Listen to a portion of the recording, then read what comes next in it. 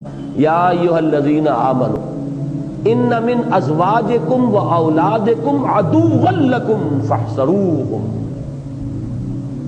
اہل ایمان، یقیناً تمہاری بیویوں اور تمہاری اولاد میں سے یا یہ میں بعد میں بیان کروں گا، دونوں ترجمے ممکن ہیں، تمہارے دشمن ہیں، بس ان سے بچ کر رہو۔ پہلے اس کا مسئلہ سمجھ لیجئے۔ اللہ تعالیٰ نے اس تمدن کے نظام کو چلانے کے لیے محبتوں کی چاشنی رکھ دی ہے۔ یہ محبتوں کی چاشنی نہ ہو تو تمدن چلے ہی نہ۔ اولاد کی محبت نہ ہو تو والدین اپنا پیٹ کاٹیں گے انہیں کھلانے کے لیے، اپنا آرام حرام کریں گے ان کو پالنے پوسنے کے لیے۔ وہ ایسی چاشنی ہے اس میں لگے ہوئے، راتوں کی نیند حرام ہو رہی ہے، اپنا پیٹ کاٹ رہے ہیں، ان کو کھلا رہے ہیں۔ اپنے تن کے اوپر اچھا کپڑا ہو یا نہ ہو، بچوں کو کپڑے اچھے بنا کے دیں گے۔ یہ محبت کی چاشنی ہے۔ بیوی اور شوہر کے درمیان وہ محبت اور مودت، بینکم المودۃ، یہ مودت اللہ نے رکھی ہے۔ کتنی مودت باہمی!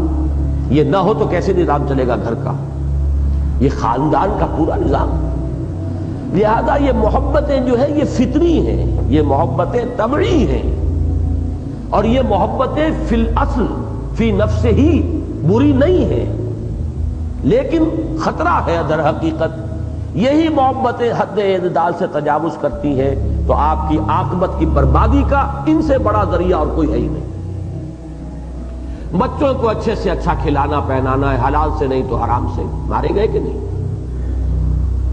بیویوں کی فرمائشیں ہیں کہ جو پوری کرنی ہے، جائز سے نہیں تو ناجائز سے، ہلاک ہو گئے، برباد ہو گئے۔ یہ محبت نہیں ہو رہی، یہ عداوت ہو رہی ہے، یہ دشمنی ہے۔ اگر چوکس نہ رہو گے، اگر محتاط نہ رہو گے، اگر الرٹ نہ رہو گے، اگر ہر وقت چوکنے نہ رہو گے، یہ فطری اور طبعی محبتیں تم پر چھاپا ماریں گی، شبخون ماریں گی، اور تمہیں اللہ کے راستے سے اور حلال اور حرام کی جو تمیز ہے اسے بیگانہ کر دیں گی۔ لہذا اے اہل ایمان، چوکس رہو، چوکنے رہو۔ یہی محبتیں تمہارے لیے ریڈ سگنلز ہیں، یہ خطرے کی علامتیں، نشانات ہیں۔ ان من ازواجکم و اولادکم عدوا لکم فاحذروہ۔ کس قدر کلیئر لفظ استعمال ہے، تمہارے دشمن۔ اچھا، من کو سمجھ لیجئے، یہ من دو طرح کا ہو سکتا ہے، من تبعیضیہ، بعض، یعنی تمہاری بیویوں اور اولاد میں سے بعض، یہ بھی صحیح ہے۔ سب بیویاں اور سب اولاد جو ہے وہ دشمن نہیں ہوتی۔ خدیجہ الکبریٰ رضی اللہ تعالی عنہا دشمن نہیں تھی۔ اسی طریقے سے حضرت ابراہیم کے بیٹے ان کے دشمن نہیں تھے، حضرت اسماعیل نے تو سرہ تسلیم خم ہے، گردن ڈال دی ہے، فلما اسلما وتلہ للجبین۔ لیکن یہ کہ بعض ہوتے ہیں تو من تبعیضیہ یہ بھی صحیح ہے، اور من جو ہے بیانیہ، جیسے کہتے ہیں عربی زبان میں للامیر من اولادہ جند، امیر جو ہے اس کی تو اولاد ہی میں سے ایک لشکر ہے، اتنی اولاد ہے کہ وہ لشکر بن گئی۔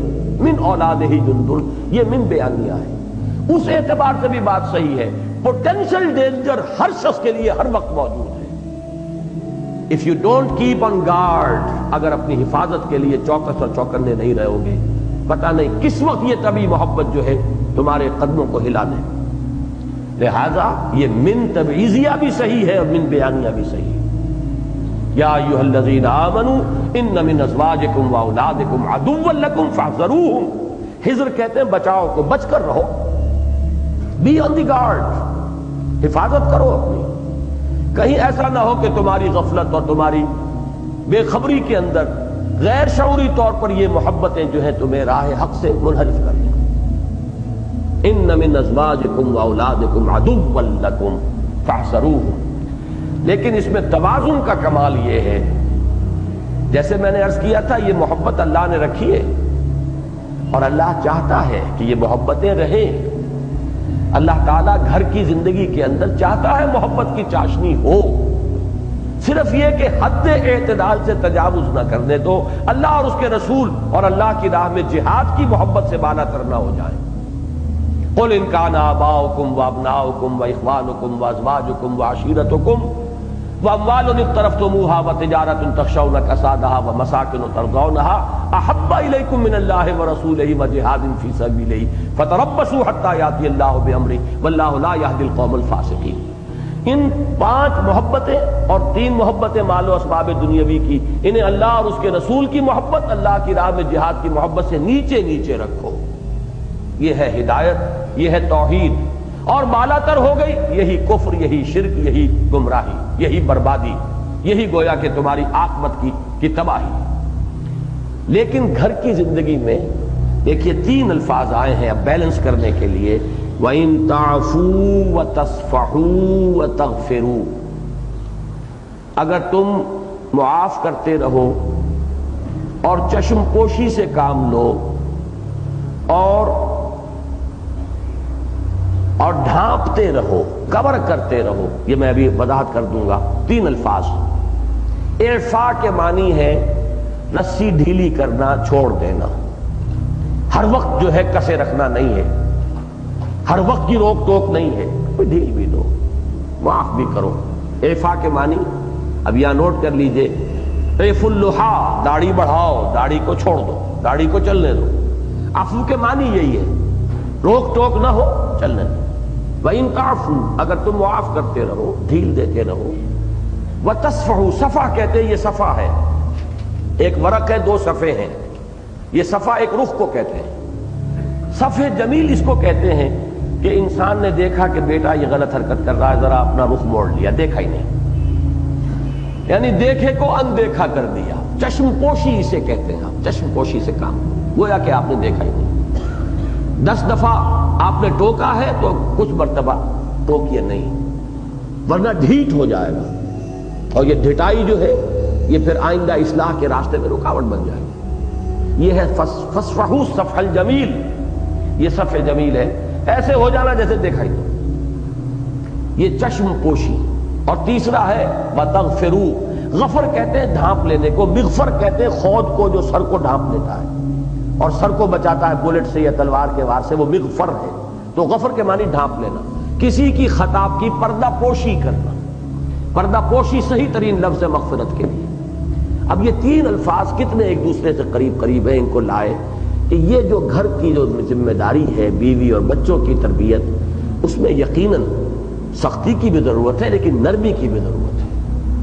ان کو ساتھ جو ہے جہاں تربیت کے اندر جہاں روک ٹوک کی ضرورت ہے، وہاں اس کی بھی ضرورت ہے کہ خطاؤں سے درگزر بھی کرتے رہیں، معاف بھی کرتے رہیں، چشم پوشی سے بھی کام لیں، خطا کے سے جو ہے اس کے اوپر پردے بھی ڈالیں۔ یہ ساری چیزیں بھی ضروری ہیں تاکہ ان کی تربیت ہو سکے صحیح رخ پر۔ اب دیکھیے یہ ہے وہ بیلنس، اس کے لیے میں کہا کرتا ہوں کہ قرآن مجید کے بعد مقامات پر آ کر تو انسان گھٹنے ٹیک کر یہ کہنے پر مجبور ہے کہ یہ انسان کا کلام نہیں ہو سکتا۔ ایک طرف لفظ عداوت استعمال کیا ہے، یا ایھا الذین آمنوا ان من ازواجکم واولادکم عدوا لکم فاحذروہ، لیکن بیلنس کیا ہے وَإِن تَعْفُوا وَتَصْفَحُوا وَتَغْفِرُوا فَإِنَّ اللَّهَ غَفُورٌ رَحِيمٌ۔ اور کس قدر پیاری اپیل ہے، اگر تم یہ معاف کرتے رہو اور چشم پوشی سے کام لو اور پردہ پوشی کرو تو اللہ بھی تو غفور الرحیم ہے۔ تم چاہتے ہو کہ نہیں کہ اللہ تمہاری خطائیں معاف کرے، تم بھی ان کی خطائیں معاف کرو۔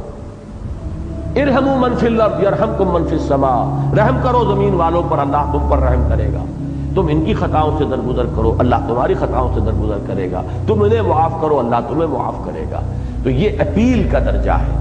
تو یہ ہے علائق دنیاوی کے بارے میں نقطہ نظر کہ بندہ مومن جس کی نگاہ آخرت پر ہے، وہ چوکس ہو کر، وہ بالکل غیر شعوری طور پر ان طبی محبتوں کا غلام نہیں بن جائے گا جیسے کہ اس وقت ہماری عظیم اکثریت بنی ہوئی، بیوی اور اولاد کے غلام، بیوی اور اولاد کے نوکر چاکر۔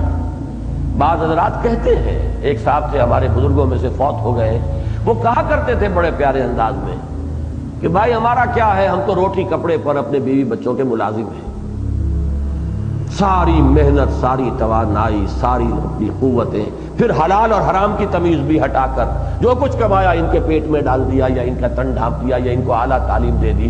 ہمیں کیا ملتا ہے؟ 2 وقت کی روٹی اور چند جوڑے کپڑے کی۔ جیسے آپ کسی کو ملازم رکھ لیتے ہیں کہ روٹی کپڑے پہ ملازم ہے، تو در حقیقت آج کا انسان اکثر و بیشتر وہ اپنی اولاد اور اپنی بیوی کا روٹی کپڑے پر بلا دیں گے. ٹوٹل انویسٹمنٹ اپنی شخصیت کی جو ہو رہی ہے انہی میں ہو رہی ہے. اور پھر یہ کہ حلال اور حرام کا معاملہ بھی ختم. معلوم ہوا کہ اب یہاں معاملہ دشمنی کا ہو گیا، یہ محبت نہیں ہے. حضور نے بڑے پیارے الفاظ میں فرمایا کہ اس شخص سے بڑا نادان اور کوئی نہیں جس نے دوسروں کی دنیا بنانے کے لیے اپنی عاقبت برباد کر لی. اس وقت آدمی یہ سمجھتا ہے یہ میں ہی ہوں، میرے بچے میری وجود کا ایکسٹینشن ہے، توسیع ہے. لیکن جب وہ بچے جوان ہوتے ہیں اور کہتے ہیں آنکھوں میں آنکھیں ڈال کر ابا جان آپ پچھلے زمانے کے لوگ ہیں، آپ چھوڑیے ان باتوں کی، ابا جان اب زمانہ بدل گیا، اب ہمارے تو ٹرینڈز یہی ہیں، اب زمانے کا چلن یہی ہے، تب محسوس ہوتا ہے کہ میں اور ہوں یہ اور ہے. من دیگرم تو دیگری، من توشدم تو منشدی. یہاں تو معاملہ یہ تھا، لیکن اب معلوم ہوا من دیگرم تو دیگری. میری چوائس اور ہے، میری پسند اور ہے، میرا چلن اور ہے، میری رائے اور ہے. اور کبھی سینہ تان کر جب باپ سے بات ہو اور ماں سے بات ہو اور انہیں کہا بھی جائے کہ آپ بے وقوف ہیں اور آپ کو معلوم کچھ نہیں ہے، تب ہوش ٹھکانے آتے ہیں کہ یہ میں کس مغالطے میں رہا، میں تو سمجھا تھا یہ میں ہی ہوں، میری ہی شخصیت کا یہ کی توسیع ہے، ایکسٹینشن ہے. بہرحال مجھے وہ یاد آتا ہے ہسٹری آف انگلینڈ میں ایک وزیر کا ذکر آتا ہے جس نے بڑے ہتھ کنڈوں سے دولت جمع کی تھی بادشاہ کے لیے. وہ کس کا فورک کہلاتا تھا وہ جی ہنری ایٹھ کا، لیکن وزیر کا نام کیا تھا؟ بارٹن تھا. چھوڑیے، بہرحال اس نے بڑی ہر طریقے سے لوٹ کسوٹ کر کے بادشاہ کا خزانہ بھر دیا. اور اس کے بعد وہ جب بڑھاپے کو پہنچا اسی بادشاہ نے اسے جیل میں ڈالا. اس کا حسرت بھرا جملہ آتا ہے Had I served God as I served the king. جس طرح میں نے بادشاہ کی خدمت کی ہے، اگر میں نے اللہ کی خدمت کی ہوتی تو مجھے وہ اس میرے بڑھاپے میں اس طرح ذلیل و خوار نہ کرتا. یہ حسرت اس وقت ہوتی ہے جا کر جس طرح ہم نے اپنے آپ کو اپنے اولاد کے لیے پانی کر دیا. کہیں اگر اللہ کے لیے وہ محنت کی ہوتی تو ہمیں کیا ملتا اور کیا کچھ ہمارے نصیب ہوتے. یا ایھا الذین آمنوا ان من ازواجکم واولاد. اچھا یہاں بھی یہ نہ ہو، اولاد کا حق ہے، ان کو پالنا پوسنا آپ کے ذمہ ہے، امانت ہے اللہ کی آپ کے پاس، لیکن حلال سے کماؤ اور کھلاؤ، اللہ کے حکم سے سرتابی نہ ہو. یہ اپنی جگہ محبت کرو، اللہ کی محبت سے بالا کرنا ہو جائے، اپنی ذمہ داری ادا کرو، یہ اللہ کی طرف سے ڈالی ہوئی ہے ایک ذمہ داری. اسی لیے تو ہے بچہ فوت ہو گیا ہے تو دعا کیا ہے جنازے کی؟ اللہم اجعلہ لنا فرطا واجرا وذخرا. پروردگار اس بچے کو ہمارے لیے اس آخرت کے اندر اجر اور ذخیرہ بنا دے ہمارے لیے، ہمارے اجر، اس لیے کہ تیری امانت تھی، ہم نے اس کو پالا پوسا ہے، تیری طرف سے ہمارے پاس ایک امانت تھی. اگر امانت سمجھ کر پال پوس رہے ہیں تو جو کچھ کر رہے ہیں وہ اللہ کے ہاں بھی اجر و ثواب کا ذریعہ بن جائے گا. اور جہاں طبی محبت کے تحت ہو رہا ہے وہاں خطرہ یہ ہے کہ کسی بھی وقت وہ پالا جو ہے اس کو آپ کراس کر جائیں گے اور حلال سے بڑھ کر حرام کے اندر وہ مار دیں گے. یا ایھا الذین آمنوا ان من ازواجکم واولادکم عدوا لکم فاحذروہم وان تعفوا وتصفحوا وتغفروا فان اللہ غفور رحیم.